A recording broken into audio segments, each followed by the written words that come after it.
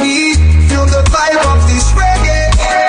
You my love, my life. This intense beat, the soul takes you. Now the rumor that really did it for me is there was something going on the internet. I really shouldn't have took it the way I took it because it's now the day and age that we on now. People just say the craziest stuff on the internet. But of course, I heard something, like Sheik had took my chain or something like that, and I just felt so crazy about that. I'm like, took my chain that I bought? Y'all crazy? What's wrong with you? Y'all sound crazy, man. So I'm like, whatever. Now I'm taking different label meetings at this time. So I'm like, you know what? I feel like they're doing me wrong, man. So I was reading the 48 Laws of Power at the time also. So I'm like, you know what? It says crush your enemy totally now. I was viewing them as my enemies now because y'all trying to stop my money. Me not looking at things from a realistic standpoint, like these guys are legendary. They are who they are.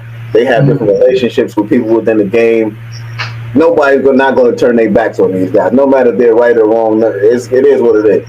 I'm like, people, if it's right, it's right. They're going to you know what I mean? Like people with common sense are going to see what's going on.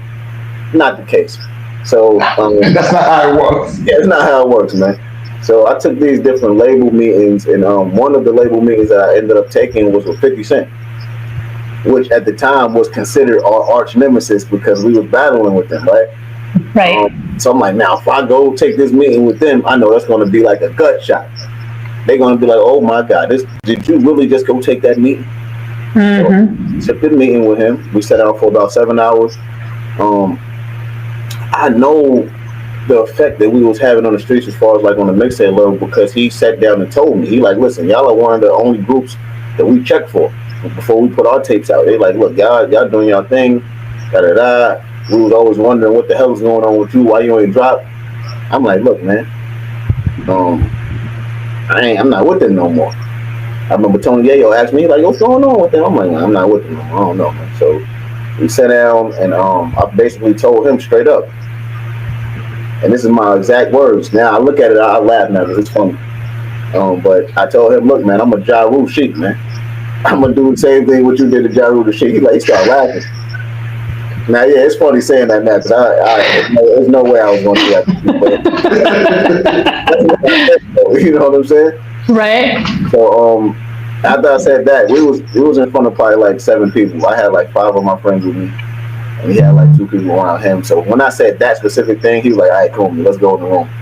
So we got up and went to our room and started speaking, amongst ourselves. He like, look, man, I'm not trying to persuade you to do any of that. I'm not saying do this and do that.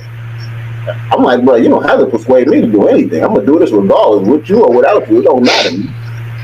Now, at the end of the day, I knew I couldn't sign with him because I was still in contract with these guys, and they wouldn't let me out of it. I was just being spiteful, going over there.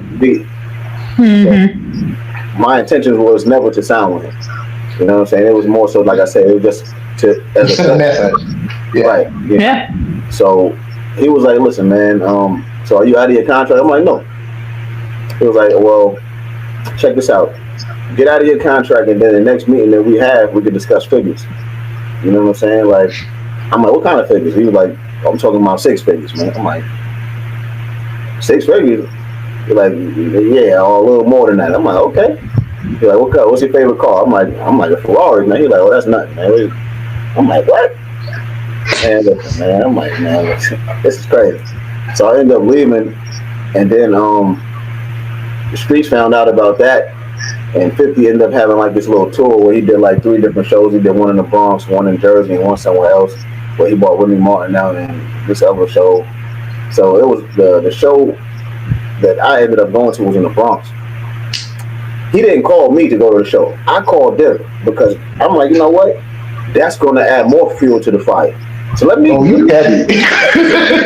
Yeah, let me go to the show, man. They like, oh, you in the Bronx? I'm like, yeah. So they like, cool, come up, pull up. I'm like, I bet.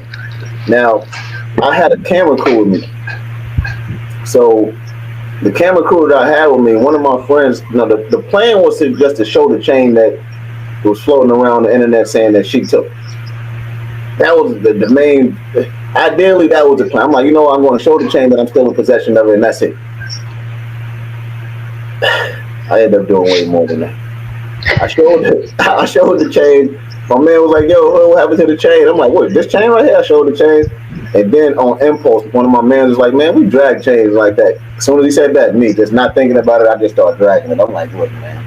Start walking it like a dog, and man. Wow. I told the cameraman, I said, listen, bro, don't put this footage out unless I tell you to. Mm-hmm. Like, all right, cool. Look, don't put it out, man, unless I tell you to. Yeah, right. I end up going to the show. I'm on stage with 50. He bought me. He's like, I got JHood with me. So I took the chain out of my pocket. I'm showing everybody in the crowd. They looking, they're like, oh. And I'm doing this. I'm like, nah, you know what I'm saying? Like, they like, oh, stop, oh. So I ended up leaving. It was crazy. It was pandemonium. I went to sleep. Oh my God. I woke up the next morning. When I say viral, man, this was when YouTube just like really hit for real. Soulja Boy, right? Soulja Boy always like, I was the first person to do this and that. Yeah. And I give it to him. He was the first person to go viral on YouTube and all that. But I was probably like the fifth when it comes to like, hip hop, man. Man, that chain dragging was everywhere. I'm talking about people from Europe started hitting me up. Oh my God, what's going on? What happened? Yo. I'm like, yo, bro, I told this dude not to put this out. He knew what he had. Exactly. He knew what he had. I'm like, whoa, why would you put this out, man? He like, yo, I didn't do it. My cousin did it. I'm like, nah, he lied. He lied. Bro, why would you do that, man? So now I have to deal with the repercussions of what, my actions. I'm like, this is crazy, man. And it all hell broke loose. So after that, I just did a lot of, foolish things as far as like making diss tracks to them because they still want to let me out of my contract. Now, the whole purpose of the chain dragging, people think I drug my chain because they didn't put my album out, which is totally incorrect. People have a misconception of that. And the whole quote unquote beef I had with them was because they didn't want to let me out of my contract. How long did it take for you to be out of the contract? It took a minute due to all the things that I did, you know what I'm saying? Like I didn't leave the way that I was supposed to leave, you know what I'm saying? Like, and I'm not saying my action was justified or nothing like that, but I was dealing with a lot. As I said, the things that was going on in my personal life with my family, I was dealing with that. And you were young too. Young, dealing with, my mom's being sick, dealing with my sister.